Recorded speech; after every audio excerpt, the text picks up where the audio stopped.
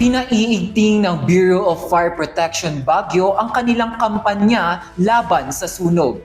BFP nagbigay ng paalala. Yan ang balitang tinutukan ni Fatima Key Gilledo. Naitala ng Bureau of Fire Protection Baguio ang 78 kaso ng sunog sa unang kwarter ng kasalukuyang taon. Dahil dito, pinalalakas ng BFP ang kamalayan at maagap na pagkilos ng komunidad laban sa banta ng sunog. Ayon sa BFP, isa sa pangunahing sanhi ng mga nangyaring sunog sa lungsod ay yung overloading ng electrical wirings at electrical arcing.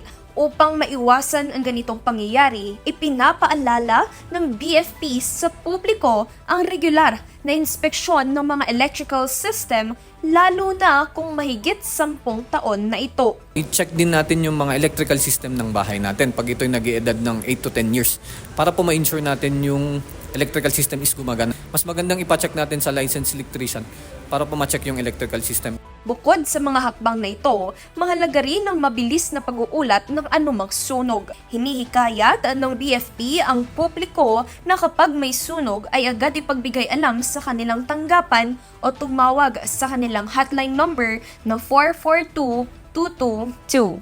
Para at least habang maliit pa lang yung apoy ma'am is ma-suppress na natin siya. We-ensure din naman yung availability ng fire trucks namin and na mini-maintain namin na everyday na chine-check para ma-check natin na gumagana and condition ng mga fire trucks natin. Pinapayuhan din ng BFP ang publiko na maging mapagmatsyag at maging maingat, lalo na ngayong malapit na ang Pasko. Paalala ng BFP na dapat ding turuan ang bawat miyembro ng pamilya, lalo na ang mga bata, tungkol sa wastong hakbang sa pag-iwas sa sunog o kapag may emerhensya. Fatima Gilledo para sa PAA News, Cordillera.